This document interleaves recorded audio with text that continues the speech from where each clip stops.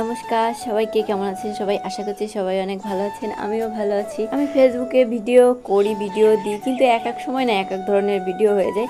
মানে ওদের সময়ের সাথে পেরে উঠি না, বা যখন যেটা মানে ভিডিও হয়ে ওঠে তখন সেইটা দিই আর কি। কদিন ধরে ভাবছি যে এরকমভাবে ভিডিও না করে যদি আমি প্রতিদিন ডেইলি ব্লগ করে ছাড়ি, যেমন আমি প্রতিদিন কি কি করি, আমার দিনটা কিভাবে কাটে, এইগুলো যদি একটু ভিডিও আকারে ধরে সেইগুলো যদি আমি পোস্ট করি সেইটা কেমন হয়।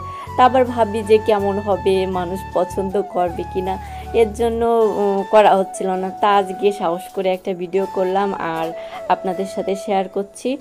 তো সকালে আমার ঘুম ভাঙে সকাল 6টা, একটু তাড়াতাড়ি উঠি, ওই 6টা তার একটু আগে বা একটু পরে এরকম টাইমেই আমি ঘুম থেকে উঠে যাই।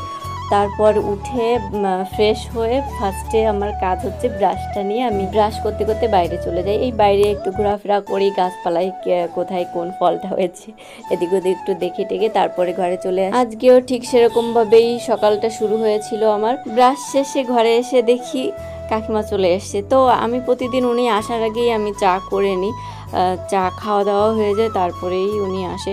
কিন্তু আজকে একটু তাড়াতাড়ি এসে গেছে, আর ওনার তাড়াতাড়ি আসার জন্য আমার একটু চা করতেও লেট হয়ে গেল।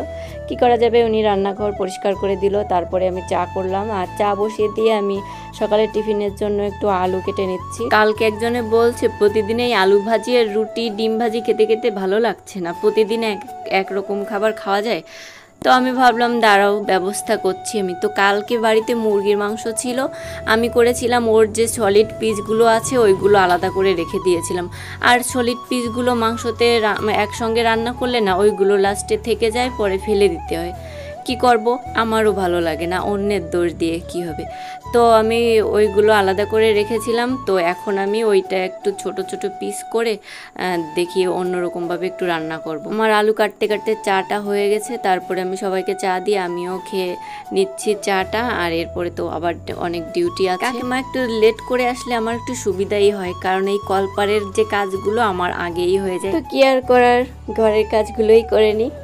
তো ওনার রান্নাঘর পরিষ্কার করা হয়ে গেছিলো, ঘর মোছা হয়ে গেছিলো। তো আমি ভাবলাম বিছানাটা করে নিই, আর মাঝে আমি যে মাংসটা ছিল সেইটা আমি একটু ভিজিয়ে রাখছি যাতে তাড়াতাড়ি নরম হয়ে যায়। ভাবি মাঝে মাঝে কত কিছু করব, এটা করব ওটা করব, কিন্তু লাস্টে দেখি যে সময়ই হয়ে ওঠে না। সারাদিন এটা ওটা করতে করতে সময় যে কিভাবে চলে যায় বুঝতেই পারি না। যারা চাকরি করে বা কোনো কাজ করে, কাজের শেষে একটা মানে ছুটি আছে আর কি, কিন্তু আমরা যারা আর কি হাউস ওয়াইফ যারা আছি তাদের কেমন যেন কাজ আছে কিন্তু ছুটি নাই। ওই যখন তোমার ইচ্ছা হলো একটু রিল্যাক্স করলা, কিন্তু পরবর্তীতে আবার একটু পরে সেই কাজে আবার ভর্তি হয়ে যেতে হয়।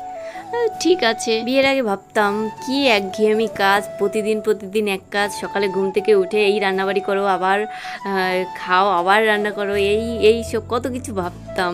ভেবেই কেমন যেন কান্না পেয়ে যেত। কিন্তু এখন কেমন যেন ব্যাপারগুলো নর্মাল হয়ে গেছে, এখন প্রতিদিন করতে হবে তো করতে হবে, ব্যাস। তো আমি বিছানা টিছানা ঠিক করে আবার রান্না করে চলে এলাম। তারপরে এসে মাংসটা একদম ছোট ছোট কিমা টাইপের পিস করে নিলাম। তারপরে আর কালকে আমি যে মাংস করেছিলাম তার একটু মশলা, কষানো মশলাই আমি তুলে রেখেছিলাম। মশলাটা মনে হচ্ছিল বেশি বেশি, আর মাংসটা একটু পাতলা, মানে একটু মশলা কম দিয়েই করা চাচ্ছিলাম, তার জন্য মশলা একটু উঠিয়ে রেখেছিলাম। তো ওই মশলাটা আমার এখন কাজে লেগে গেল, আমার আর নতুন করে মশলা করতে হলো না। তো মশলাটা দিয়ে আমি সুন্দর করে রান্না টান্না করে নামিয়ে নিলাম। তারপরে আমি আবার মাঝে জামা কাপড় ভিজিয়ে রেখেছিলাম। আর আজকে বৃহস্পতিবার, তো আজকে পুজোর ঘরের একটু বেশি কাজ, তাই পুজোর ঘরে সব বাসন, তারপরে সব জিনিসপত্র নামিয়ে সেইগুলো ধুয়ে তারপরে জামা কাপড়, সকালের যে জামা কাপড় সেইগুলো কেচে আমি আবার মেলে দিচ্ছি। তো কয়েকদিন ধরেই তেমন একটা রোদের দেখা নেই, মেঘ মেঘ, কিন্তু অতটা বৃষ্টিও হচ্ছে না। একটু বৃষ্টি হলে আর কি গরমটা কেটে যেত। আর এরকম হালকা হালকা মেঘ মেঘ থাকলে, রোদ না উঠলে আরও কেমন যেন বেশি গরম লাগে, কি বলে ঘুমঠু ঘুমঠু গরম আর কি।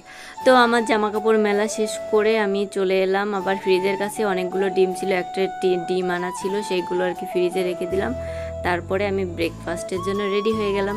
তো আমি প্রথমে রুটি আর ওই তরকারিটা খাবো বলে নিয়েছিলাম, কিন্তু পরে ভাবলাম না থাক, ভাত দিয়েই খেয়ে, আমার আবার রুটিতে কেমন যেন গ্যাস হয়ে যায়, অভ্যাস নেই তো।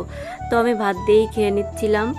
তো আমার ভিডিও এই অবধি থাক, ছোটই করলাম। তো কেমন লাগলো আমার ভিডিওটা অবশ্যই বলবেন, আর যদি ভিডিওটা ভালো লেগে থাকে তাহলে অবশ্যই পাশে থাকবেন।